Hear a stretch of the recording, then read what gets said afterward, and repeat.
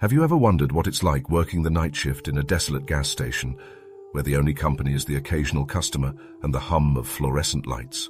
It might sound peaceful, but let me tell you, when the shadows grow long and the silence becomes too loud, you start to notice things.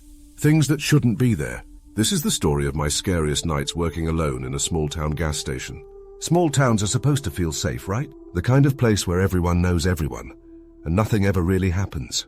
That's what I thought when I took the night shift at a gas station on the outskirts of town. The pay wasn't great, but it was quiet, easy work, or so I thought.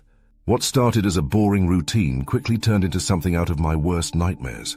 If you've ever felt truly alone, surrounded by darkness, then you might understand. But if you haven't, let me tell you what it's like, and why I'll never take another night shift again. My first night on the job was uneventful. I stocked shelves, cleaned the coffee station, and waited for customers who rarely showed up after 10 p.m. The place had a lonely charm. A single gas pump under a flickering light, rows of snacks and drinks, and a tiny counter with a squeaky stool. It wasn't until my second week that things got strange. Around midnight, I was sitting behind the counter, scrolling on my phone to pass the time, when I heard it. A faint tapping sound coming from outside. At first, I thought it was the wind rattling the window, but when I looked up, I saw nothing. The tapping continued, steady and deliberate. It sounded like it was coming from the glass door. I got up, feeling a little uneasy, and walked to the door. The parking lot was empty, the gas pump deserted. I stepped outside, the cold night air biting at my skin. "Hello?" I called out, my voice echoing in the stillness. No answer, just the hum of the light above me and the distant sound of crickets. I went back inside, locking the door behind me. But the tapping didn't stop.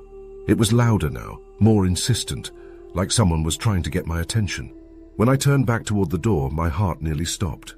There was a handprint on the glass, smudged and faint, but definitely there. A week later, I was starting to brush off the strange occurrences as tricks of my imagination. I mean, working alone in the middle of nowhere can mess with your head, right? But then I met him. It was around 2 a.m. when an old pickup truck pulled into the lot. A man stepped out, tall and thin, with a face that looked like it hadn't seen sunlight in years. He wore a dirty jacket and a baseball cap pulled low over his eyes. He didn't come inside right away. Instead, he stood by the gas pump, staring at the station. I could feel his eyes on me through the glass, and it sent a shiver down my spine. Finally, he came in, the bell above the door jingling sharply in the silence. "Need anything?" I asked, trying to sound casual. He didn't answer. He just walked slowly down the aisles, his boots scraping against the floor.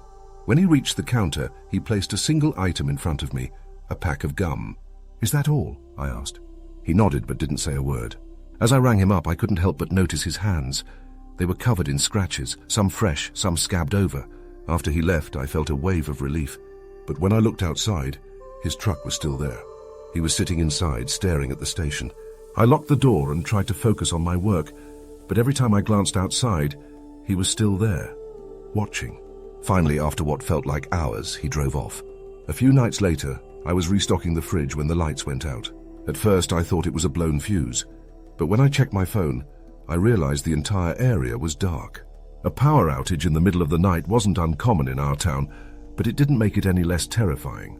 The gas station felt different in the dark. The aisles seemed longer, the shadows deeper. I grabbed a flashlight from under the counter and tried to keep calm. That's when I heard it. A scraping sound, like nails dragging across metal. It was coming from the back of the station, near the storage room. "Hello?" I called out, my voice shaking. No answer.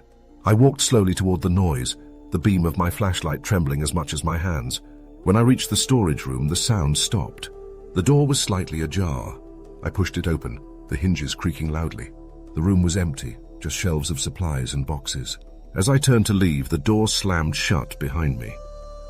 By this point, I was seriously questioning my decision to keep this job. But the scariest night was still to come. It was a quiet night, almost too quiet. Even the usual hum of the lights seemed muted. Around 3 a.m., I noticed something moving near the edge of the parking lot. At first, I thought it was an animal, a stray dog or a raccoon. But as it got closer, I realized it was a person.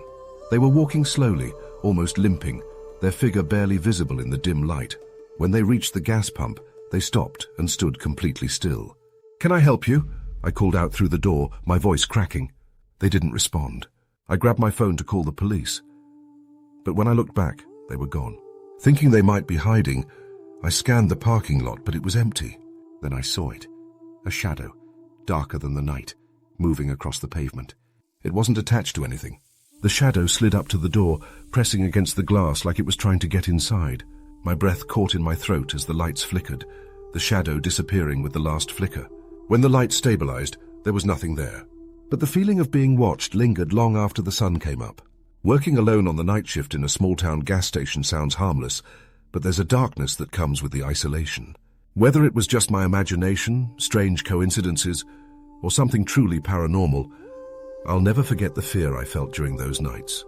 So, if you ever find yourself alone in a quiet place at night, remember, sometimes the scariest things aren't what you can see, but what you can't.